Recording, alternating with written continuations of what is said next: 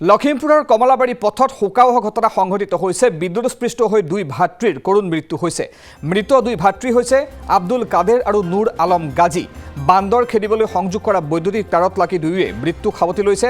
প্ৰথমে বিদ্যুৎ পৰিবাহী তাঁৰত লাগিছিল নুৰ আলম গাজী। নুৰক বচাবলৈ গৈ মৃত্যু ঘটে আব্দুল কাদেৰৰ। এই শোকাৱহ তথা দুৰ্ভাগ্যজনক ঘটনা সংঘটিত হৈছে লখিমপুৰত। উত্তৰ লখিমপুৰ চহৰৰ কমলাবাৰী পথত এই দুৰ্ঘটনা সংঘটিত হৈছে। National book house, Ghazi book stall নামেৰে দুখন কিতাপৰ দোকান আছিল দুয়ো ভাতৃৰ আৰু ঘটনাক লৈ অঞ্চলজুৰি শোকৰ ছাপ পৰিছে। বান্দৰ খেদিবলৈ ব্যৱহাৰ কৰা বৈদ্যুতিক তাঁৰত লাগি দুই ভাতৃৰ কৰুণ মৃত্যুৰ ঘটনাই জোকাৰিছে লখিমপুৰ। উত্তৰ লখিমপুৰৰ কেবি ৰোডত থকা দুজন ভাতৃৰ মৃত্যু হৈছে বৈদ্যুতিক তাঁৰত লাগি। এই শোকাৱহ ঘটনাই সমগ্ৰ লখিমপুৰ জিলাখনতেই শোকৰ ছাপ পেলাইছে। মৃত দুই ভাতৃ হৈছে আব্দুল কাদেৰ আৰু নুৰ আলম গাজী। বান্দৰ খেদিবলৈ সংযোগ কৰা বৈদ্যুতিক তাঁৰত লাগি দুয়োৱে মৃত্যু সাৱটিছে। প্ৰথমে বিদ্যুৎ পৰিবাহী তাঁৰত লাগিছিল নুৰ আলম গাজী নামৰ লোকজন আৰু নুৰক বচাবলৈ তেওঁ ভাতৃ আব্দুল কাদেৰে জঁপিয়াই দিয়াত তেওঁ মৃত্যুমুখত পৰে। তেওঁলোকৰ দুই ভাতৃৰ দুখন বুক ষ্টল আছিল, নেশ্যনেল বুক হাউচ আৰু গাজী বুক ষ্টল। এই দুখন ব্যৱসায়িক প্ৰতিষ্ঠানেৰে তেওঁলোকে জীৱন নিৰ্বাহ কৰিছিল। আজি দুৰ্ভাগ্যজনকভাৱে দুই ভাতৃয়ে মৃত্যুক আঁকোৱালি লোৱাত অঞ্চলজুৰি শোকৰ ছাপ পৰিছে।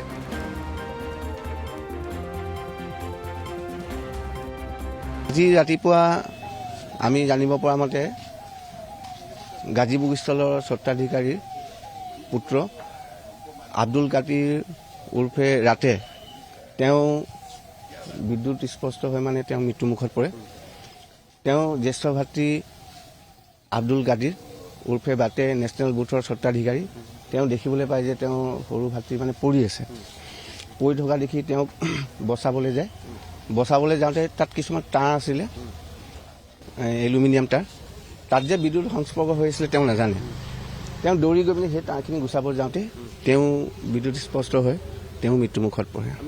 আজি কিছুদিনৰ পৰা আমাৰ লখিমপুৰ অঞ্চলত বিশেষকৈ কেবি ৰোডত বান্দৰৰ খুব উপদ্ৰৱ হৈ আছিলে। বান্দৰবিলাক যেনি তেনি সোমাই মেলি ঘৰৰ বয় বস্তুবিলাক অনিষ্ট কৰে।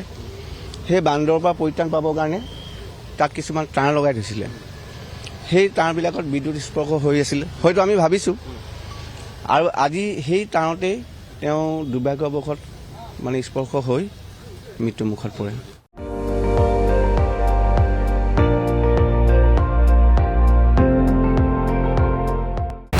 আপুনি চাই আছে ND24, সৰ্বশ্ৰেষ্ঠ নহয় সৰ্বোত্তমৰ দৌৰা।